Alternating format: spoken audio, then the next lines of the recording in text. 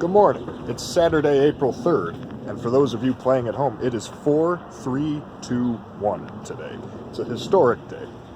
Day man should be proud of. Anyway, it's been a busy day so far. Got a lot. I'm currently without a car today because it is getting detailed at an interior. The interior of it is being detailed at this car place, and so my car will be there for about 8 hours from 9 to 5. So hanging out with my dad today, we came back, loaded a bunch of bricks for some people that bought them, like the lawn, patio scaping bricks, and gotta go to our cousin Billy's house, check out this car, and then the car actually used to belong to my grandmother, so we're going to see if we could get it started, because it hasn't been running. And then tomorrow's Easter, so here's a little impromptu Easter weekend vlog. First weekend of the year. It's going to be 70 out. It's morning now, so it's still a little chilly. But today, tomorrow, we're going to hit 70, sunny, bright blue skies. Let's see what happens, everybody.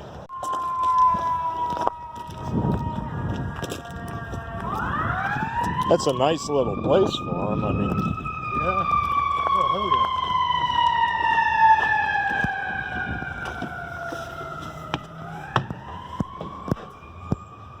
yeah. Never knew any of this was even here.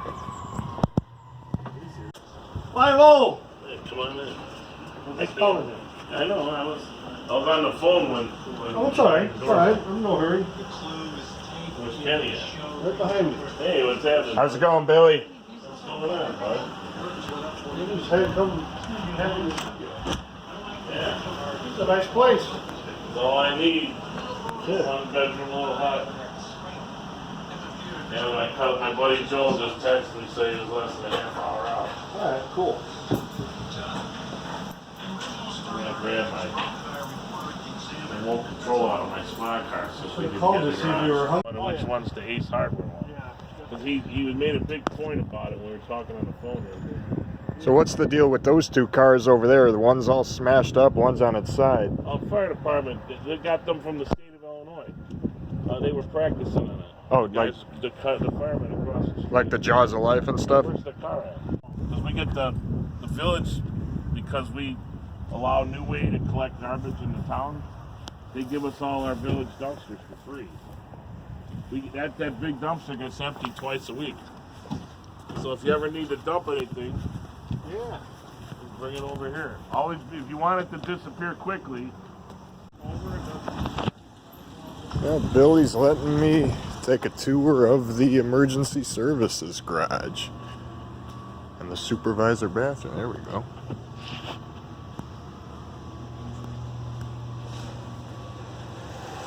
Sweet digs.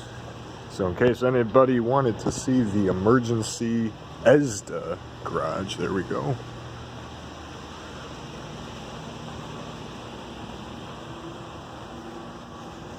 Cool stuff.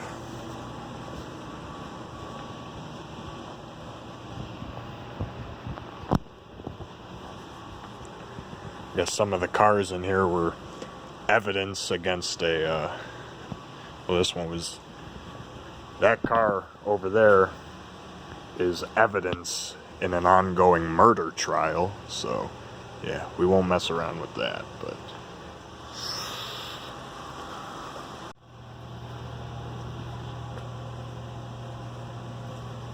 this totally isn't sketchy looking. It's real dirty.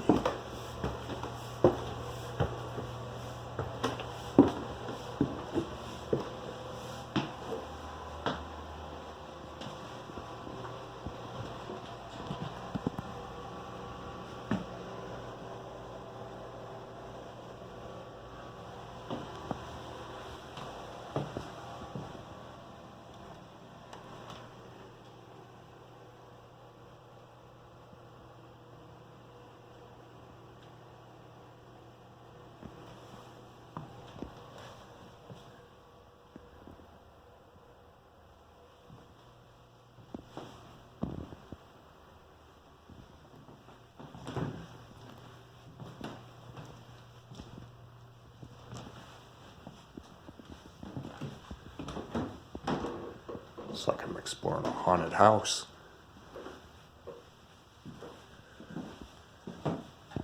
Not totally alone.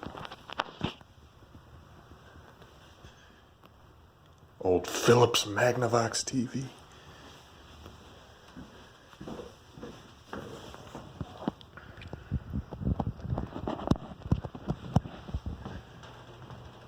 Totally not like a horror movie at all.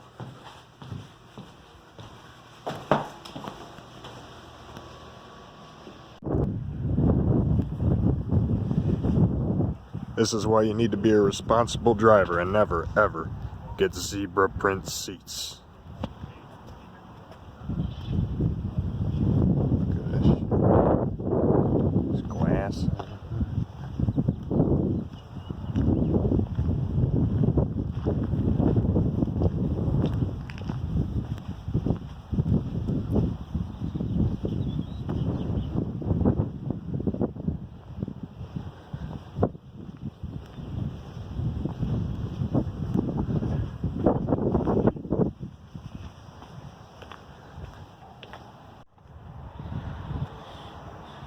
Now we gotta try to get in the trunk somehow. God damn it. How did he drive the plow through the door? What He happened? was trying to back up the plow as close as he could to drop the plow to pull away from the door, and he drove into the door instead. What's that? Let's get their fuse out soon. Oh, That scared the shit out of me. what is it? It's a bobcat rolling down the street with a trailer on it. Oh my God. And the vehicle detail was a success. They even did the tires, so that, look at that. You could see the reflection in the tires. The car is shiny, spick and span. Yes, for those of you playing at home, I drive a 2015 Chevy Cruze. The inside just reeks of shampoo, which is a nice smell. Floor mats are great. Clean the inside of the cup holders. I had to take everything out of the car for them to clean it, so that'll be my project tonight, putting everything from the garage back into it. So, yeah, it's like a brand new car. Let's check the trunk.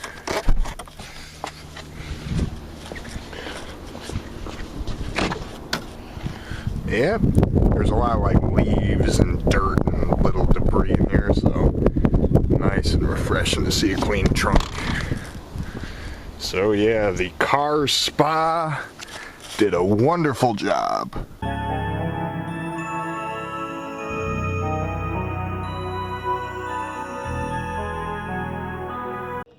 It's coming back this way. Oh, come on, Christian. As it breaks right through the neighbor's window. Right. You gonna hit it? Oh boy. Christian, can you throw me the ball? I know when he throws it, you're gonna switch, okay? Oh yeah, right. That's yeah. Which is coming, which will be here before you know it. I know, right? Yeah. Summer flies. I know, man. I don't want Right, to fly here. there. All right. Gotta go Are you see ready? it. All right, you gonna hit it? Oh, right. They cheated. What's the significance of that pineapple shirt, though? So I bought it for Palm Sunday once, and I wore it to church on Palm Sunday. And I'm sitting in the shed. Let's check this shed out. For those of you that don't know anything about this shed, Levi built it. I did it. This shed was built by Levi. Oh, it's hot in here. Oh, there's a bike in here. There's a barrel. It's pretty hot in here. Yeah, we're gonna build some stuff. Well, gonna make one this person's loft is gonna be up there. One person's loft is gonna be right here. Someone can sleep down there. Yeah, right there. We know. Yeah, this shed sleeps four, clearly. Yeah. And then Oh, we got past him.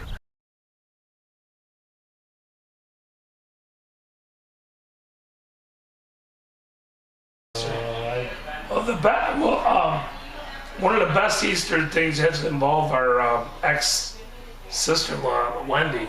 Me and Mike and Paulie always had this tradition of going out. We'd take the mitts out.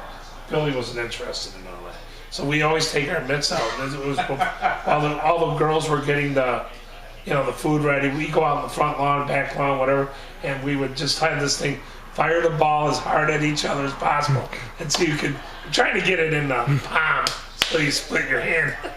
But Paulie especially was always trying to get Oh, he Michael. was a fucking. And, but the thing is, Michael threw harder than both of us together. So he'd always get Paulie.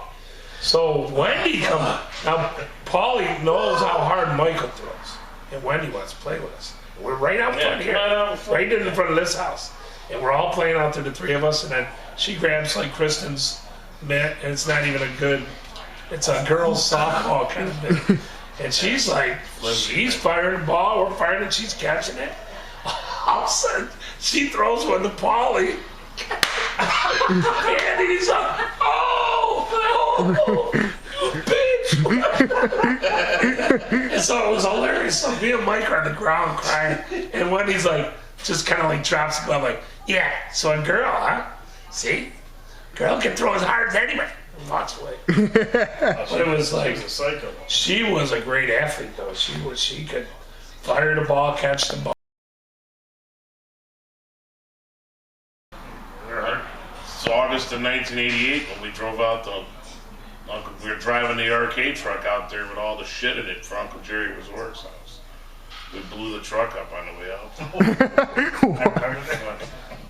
Dukes called. The story starts the day before, in the morning, before me and Michael go to work to eat. I think we were doing eat on construction at the time.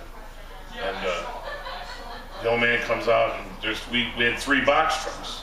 He goes, out of all 3 of these trucks, which one's the best truck? I go, take truck 5. I think that's the best truck. Okay, whatever. So I didn't know. He never told me what he was asking me question. And then I come back, and from the shop, it was a Friday night. He says, take this truck home, and then meet Dupes at that fucking Gas City at 191st. It was a Gas City back then. It wasn't a show. 191st and LaGrange, pick him up. We're going to be going out to Uncle Jerry's to do his new house out in fucking Torrance, Illinois. So, all right. And then Dupes is walking up to me as he's walking out with his toolbox and his lunchbox because Scotty Nimchak broke into his toolbox so he'd take it home every night instead of leaving it in the shop. Says, listen, you got to meet me at that Gas City at 5:30 in the morning. You better not be lead greenhorn, or I'm gonna be really pissed off at you. So I'm fine, you know. I never looked in the back of the truck. I never knew what the old man put in the back. So I knew I was dragging my mud flaps because fucking that truck was not taking off fast. I get on the expressway and I'm dogging it, gunning it home to try to get it to get going. I get home. I get up at fucking 5 o'clock. I get there 5:15 over on 9:30. He ain't there. So I'm calling his house, 933-2213. I remember the number because I called it 100 fucking times. I called him at 5:30, I called him 6:30, 7:30, 8:30. 9 o'clock, he's rolling up. I go, what the fuck, you gotta hurry up. These guys are probably out there by now. We're waiting, you know. It's like, get in the truck. He goes, nuh-uh, Greenhorn, I'm driving the truck. You ain't driving nothing. I'm like, okay. So he's pushing this fucking truck like 75 miles an hour. We take it down I-80 all the way to 39, then 39 north to I-88. And then we got on I-88. We just passed the exit for 251. And they're in an exit for 25 miles. And he's got it going about 80 miles an hour, and the fucking rod blows. And I thought it was going to come through my leg because it went on the passenger side. I felt it hit the fucking... They were carrying about 5 times the load. The truck was loaded, top to bottom, front to back. It should never been loaded. The whole heating job, everything electrical, miles of fucking conduit, everything was... So, man. I says, get off at the Dixon exit. It was 25 miles up, but we had to get up because that was the next exit. There's no exit but 25 miles. So, we're going 45 miles an hour, and the steering wheel's going up and down like fucking crazy, like that. And the Deuce's like, what are we gonna do? I said, we're not turning around. We're close to where we're going and where we came from. We gotta just keep going as far as we can, and when we break down, we'll figure it out from there. I said, get off at the Dixon exit. So we get off at the Dixon, and we stop at this Road Ranger place right on fucking Illinois 25. And I go in the gas station, and I get like, because the old man gave me like $150 to buy gas for the truck, right? And so I had money left over, because I didn't have any money back then. And fucking, I went and bought 7 quarts of oil. The truck only holds 5. So I put all 7 quarts in. I says, we got to keep this motor running as long as we can. Because I know as soon as we get there, it's going to blow up, you know. But this is 1988, Kenny. There's no fucking cell phones, right? So fucking, we drive on I-88 for another 30 miles and get off at Route 30 west of Sterling Rock Falls. We got a mile of fucking white smoke blowing out of the back of the fucking truck all the way down the highway. And fucking the truck's just going slower and slower. We get off at Route 30 and start heading west, and then we hit this one long, fucking 2-mile long, steady uphill, and the truck just wasn't gonna make it. We got to the very top, and the truck just died out, and Deuce is like, what do? I go, pull over before we stop, because once it stops, we're gonna be stuck in the middle of the road. So I got him to pull over, and luckily there was a nice big shoulder right there. And we stopped right at the top of this hill, and we were in the middle of fucking nowhere, except for this pig farm right next to us. It stank like death, you know, meth thing. And Deuce was like, why don't you go in that fucking pig farm over there and knock on the doors? You use the phone. I go, why don't you go in there and fucking knock on the door, Flash? You're the one that fucking blew the truck up. I said, you go get your asshole shot off by the fucking... I said, I ain't going in there. So we're sitting there for like 30 minutes on the highway in the middle of nowhere. And the whole time, this blue sign's right in front of us. Blue, it had a white Christmas tree and a picnic table on it, and then a little sign below it said roadside table, and then there was one of those arrows, blue, you know, white bordered arrow signs pointing to the left. And I'm staring at it for like a half hour,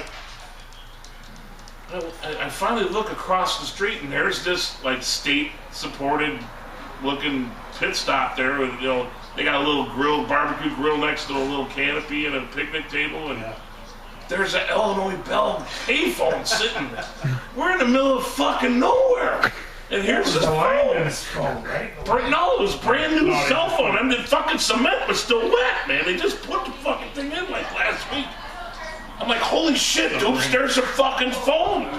In the middle of nowhere. Yeah. Just a phone. We were sitting there for over 30 minutes. Luckily it was. So my mom gave me a calling card. So you gotta use your home phone number. I dialed 815-485-4523. I dialed the thing. I got mom on the phone. I was like, where you at? You shouldn't be calling. I thought you were out in Iowa. I said, no, we're almost there, but the truck blew up. And I don't have Auntie Dolly's phone number. I says, call Auntie Dolly's, and she goes, I'll put you on that 3-way thing. So I said, no, you don't need to be listening. You'll be worrying. No, just I'll get you on the phone. So she won't give me the number, so she just dials Auntie Dolly's. Auntie Dolly answers the phone. Put Richie on the phone. I'm not going to talk to the old man. I know what's going to happen, right? So Richie can probably tell you his. I was out all night. Because he was all drunk, giving Joey the and Joey and the old man came to get me. And the old man is pissed. Because I was drunk as a skunk still. I just got in a couple hours before. Right. I think I was finished up in Dendrinos, actually. But I think it was with Paulie, too. And I got home, and I had just been asleep 2 hours, and all of a sudden, here they come to get me. The old man, or Joey and Terry are waking me up like, gotta go, the old man's in the back. What? What's going on? We're going to Iowa. I gotta go to Uncle Jerry's today. Go to Iowa. And I'm like, so I said, give me a minute. So I just splashed some water in my face, and I go, I gotta take my vehicle because I gotta play somebody's football game the next day, you know. So I'm like, not staying overnight. So I couldn't stay. So because the old man wanted them all to stay. The old man wanted us to stay overnight. You know, like he was all mad that we weren't. But anyways, so I got yelled at all the way to Iowa, from Joliet toIowa, all the way. Yeah, guys. Joey was driving his Blazer, and Joey got smoking up a storm in his phone. Joey drove my Blazer, so he didn't have to get yelled at. So we get there, and like I said, now we're just starting to. Joe's out, obviously, he's a little hungover too. So Auntie made us some eggs, and we're just eating breakfast, and all of a sudden the phone. Billy's on the phone. We blow up the truck. What? Dude, And I can hear the old man screaming in the background. tell me your What happened joke. in the truck? What happened? He is on fire right now. There's no Blow way the I'm truck fucking up, telling motherfuckers. this. Oh. He's gonna lose his shit. And he's like, well, what am I supposed to say? Dude's Florida. No, I hear the dude's back. No, Billy, you did it. And he's like, He's blaming me. I was like, How do I pull the truck up and I'm not just driving? just be quiet. I'm trying to talk to him. And he's like, Billy, you the one who put the pedal to the pedal and all that. That's what blew it up. He lied his And ass he's, off. and he's like, don't listen to him. Where's Dad? I go, oh, I'm getting him. And I go, and he's like, what's the matter? I go, here, I gotta go to the bathroom. I go to the bathroom.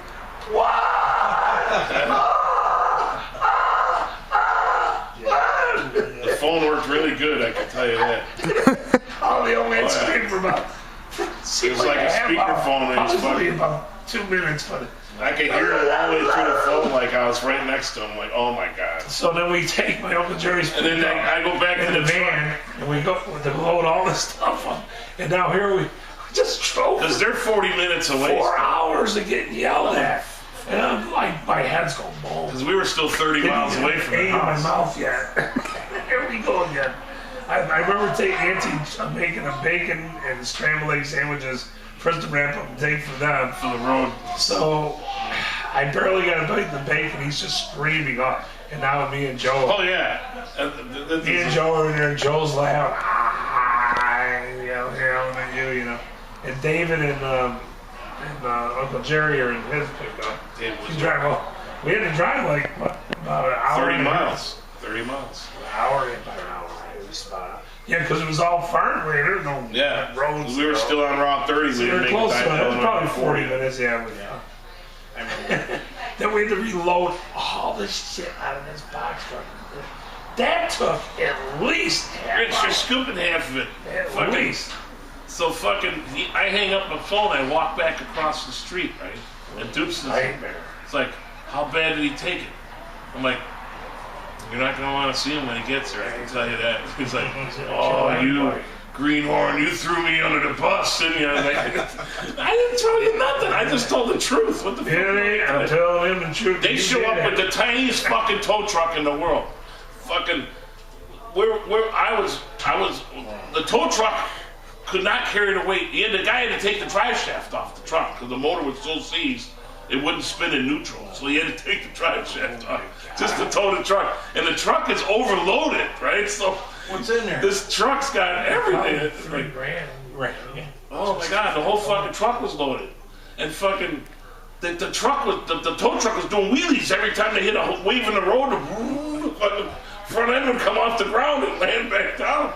But somehow we made it back all the way. And it took 6 fucking trips to get everything between the old man's van and Uncle Jerry's pickup truck to get all the shit off the truck that we needed. It's just why didn't just back it up in his place? We worked all day, and Dupes was hiding in the basement the whole fucking time. He wouldn't even go upstairs. It was me, Paul Mike, Joey Golobic, and this guy Wayne Kelso. Yeah, that was good. I love when you tell that story. Yeah, Every priest I'm running up the stairs.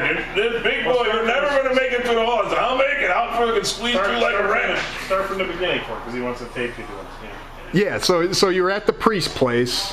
Well, yeah, well, That was Saint. What? my dad was too fucking cheap to rent the goddamn crane. what was to that? Put the air conditioner up on the What was the 3-story church? building. It was a rectory. St. Michael's. It was a rectory where all the priests lived. Yeah. Well, Wayne had to put an air conditioner up there, so he sent me, you, and Joey to help him bring, because the old man was too cheap to rent a crane. Remember? So we brought the scissor lift down with the fucking genie lift on top of the scissor lift, and we were still fucking 6 feet short of the roof. Oh, I know. And fucking, somebody get the rope. Nobody brought a rope. All 4 of us there, and nobody fucking thought to put a rope on the fucking truck. So we are box tying this fucking air conditioner with a fucking extension cord, and they pulled. I crank it all the way up. They dropped the cord down to me. I get a box. I know how to box crate. A box, with the Box tie. So they start hauling it up. They can't get over the parapet wall. All three of them. It was that lip on the parapet. Yeah, it was. Yeah, they just couldn't get it quite out. Between the three of them, they're so busy trying to hold the weight of the air conditioner, they just couldn't get, or too afraid to go out and just grab it from the back end of it and pull it over.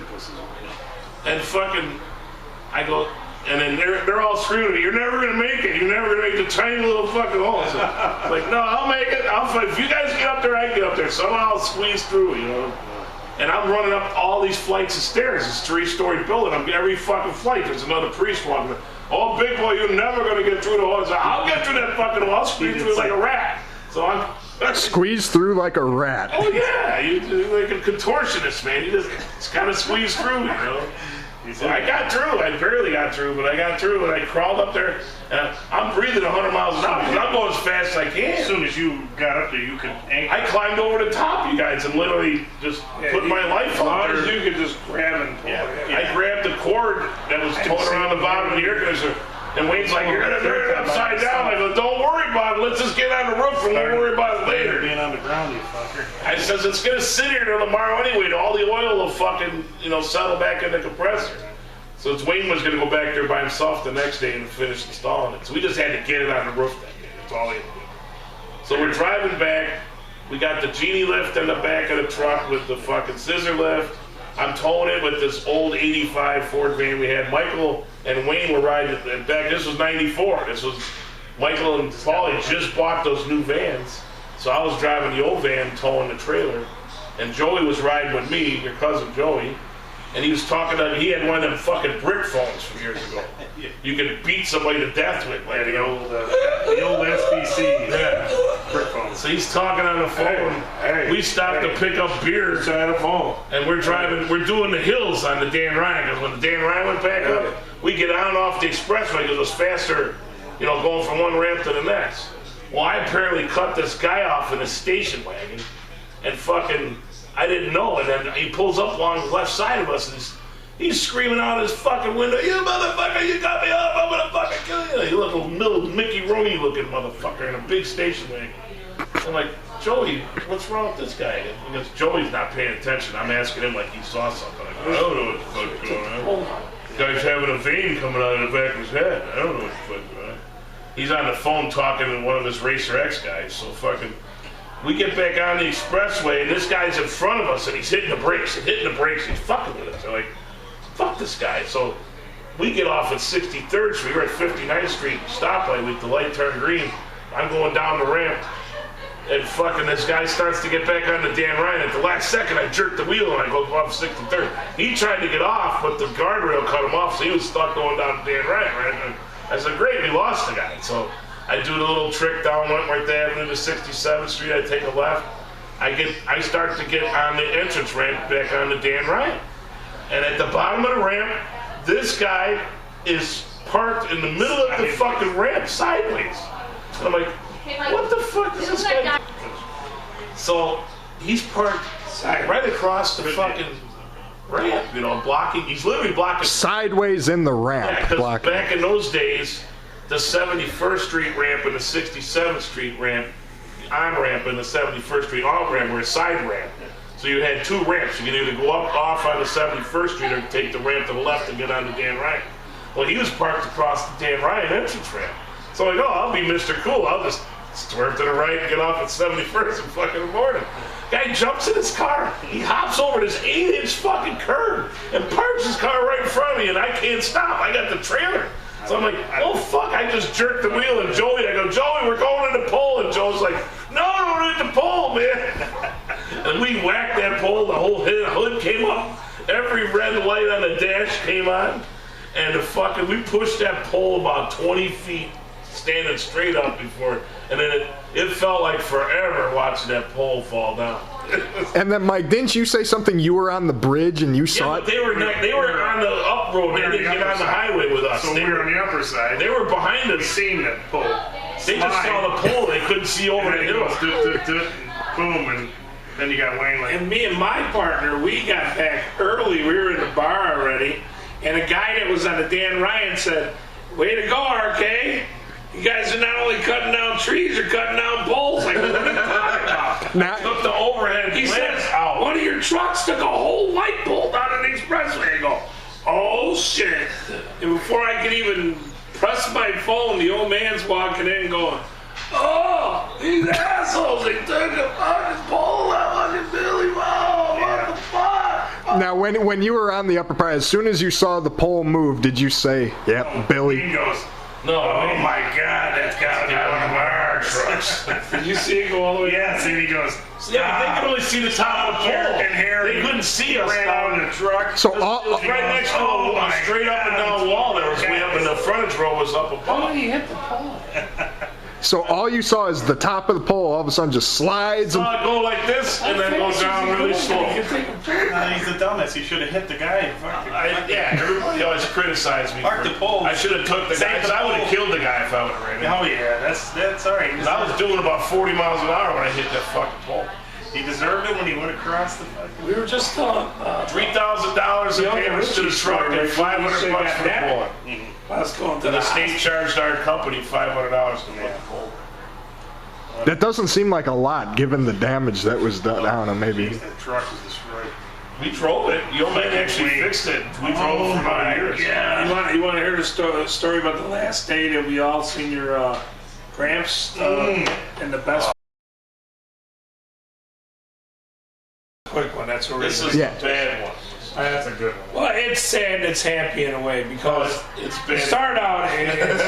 It's hard enough to get these three knuckleheads, including Uncle Paul and Cousin Paul, together All four with of us me were ever. directions. We're always going in different directions, the four of us, right? So I called them all up. I said, we gotta get together. I said, Uncle Richie's in real bad shape. South Suburban This might be the last time we get to see him. He's disorientated and he's been hospitalized, and so I don't know how bad we're going to walk into it, but it's not going to be good. But it'd be good to see all four of us walk in together as a unit, and he would be impressed. His nephews come to see him. So we thought if he had any kind of sense, because we didn't know how bad he was going to be. Lenny said it's bad. If you want to see him, I would get up there. And so we said, all right. So these guys said, okay. They cleared their schedules, and we all got together, and we drove over there. So we come walking in the hospital room, and Auntie Lynn, your Auntie Lynn, our cousin Lynn, she's got him propped up on the bed, and he's sitting off the side. And I looked at her, I said, is it good? And she goes, oh my God. She goes, Dad, your four nephews are here. Taki boys are here. Like, he's like, who? And Lynn was giving me a look like he ain't doing too good, like he couldn't understand. And then all of a sudden, he says, Uncle Paulie's boys. It's Richie, Paulie, Michael, and Billy. He goes, first thing he even says, he goes, because Michael doesn't come out with us too often to the bars, and in that area he did, you know. So he says, boy, I must be really fucked up. It must be on my way out. If my nephew Michael's gracing me with his presence, I must be on my way out the fucking door. And then Lenny just starts smiling like he's doing good, like she's thumbing up behind him like, must be good. When you guys keep going, like keep talking to him.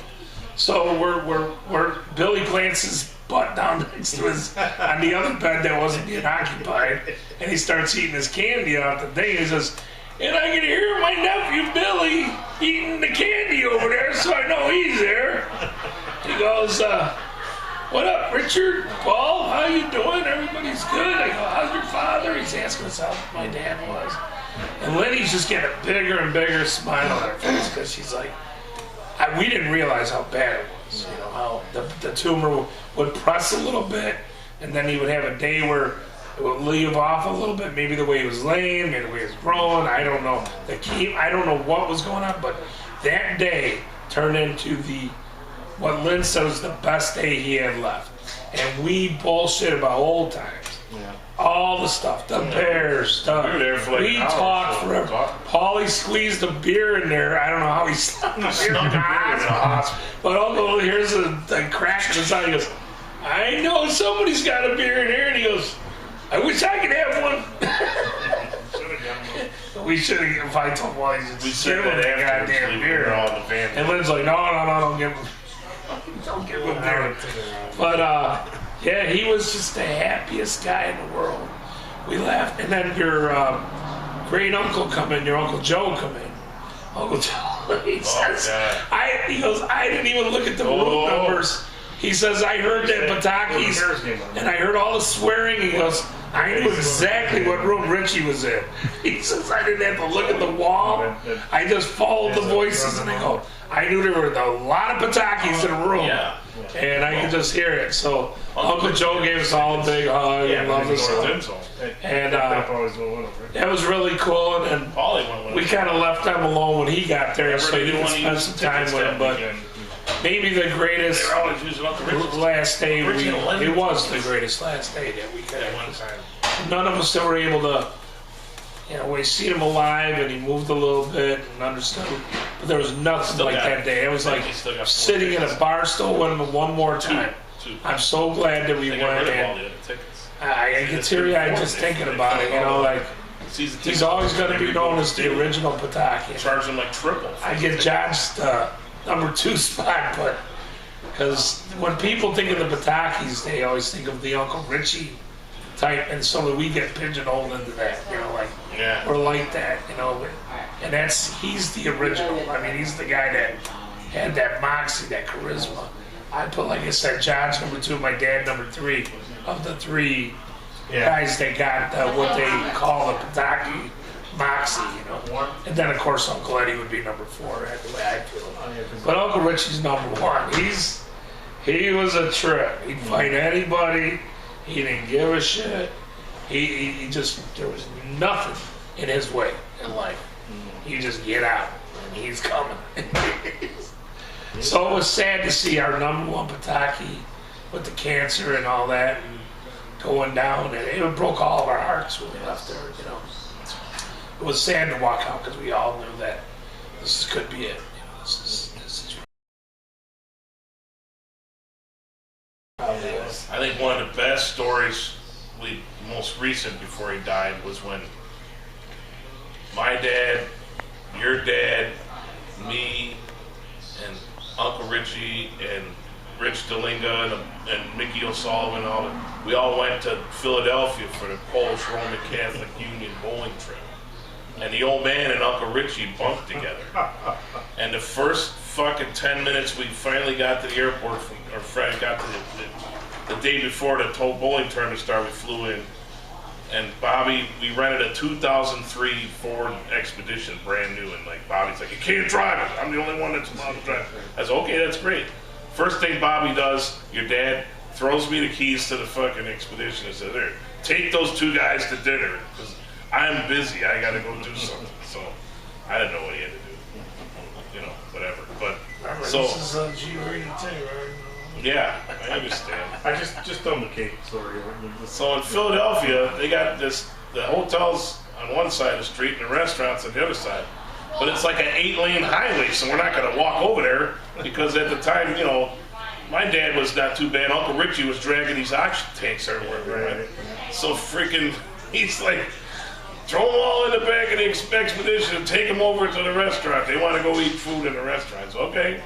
So all of a sudden I'm allowed to drive the car. It takes a half hour just to drive across the street, but we got across the street because I'm not familiar with Philadelphia. Yeah. So we get over there. I let them out. I go park the car. I walk in the restaurant. I swear, there's a freaking dessert cooler that's like 10 fucking feet long, and it's got every cake and cookie and everything in the world. And they're like 2 little kids holding their faces right up against the glass, looking at everything. Ooh, they're like, I go, are you freaking kidding? I said, let's go eat. Forget those desserts and shit, So we go down and sit down to eat. We eat, we spend about a half hour eating. We come back, they're back at the dessert counter, and they're just, I'll go get the car. So I go get the car, I pull up the door, and they're not coming out. I'm like, I'm blocking traffic. I'm like, so I finally get the nerve to turn the hazards on. They walk in. I said, what are you guys doing? Oh, we're getting something to take home with us. I'm like, and I look, the lady, she's got this big box with this huge chocolate cake. This thing's huge. I mean, it could feed a family of 10, It's like, this thing's huge. The biggest freaking chocolate, the biggest thing in the dessert tray, right?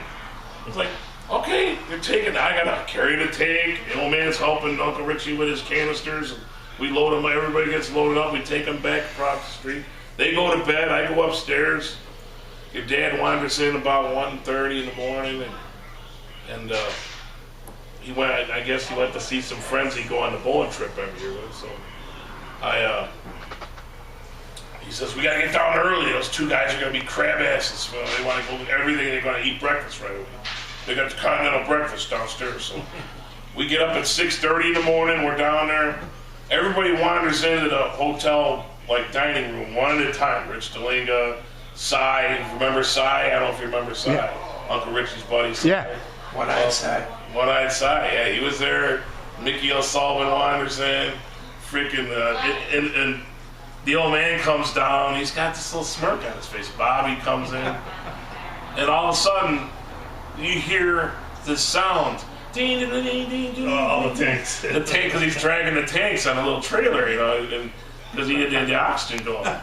And the old man, like, here he comes, everybody get ready. He's calling, like, here. Lloyd Bridges. Lloyd Bridges. Yeah, Lloyd Bridges. Here comes Sion. Here comes Sion. So Lloyd's coming. We can hear him a mile down the hallway. Sion. So Uncle Richie comes in there, your grandfather comes in.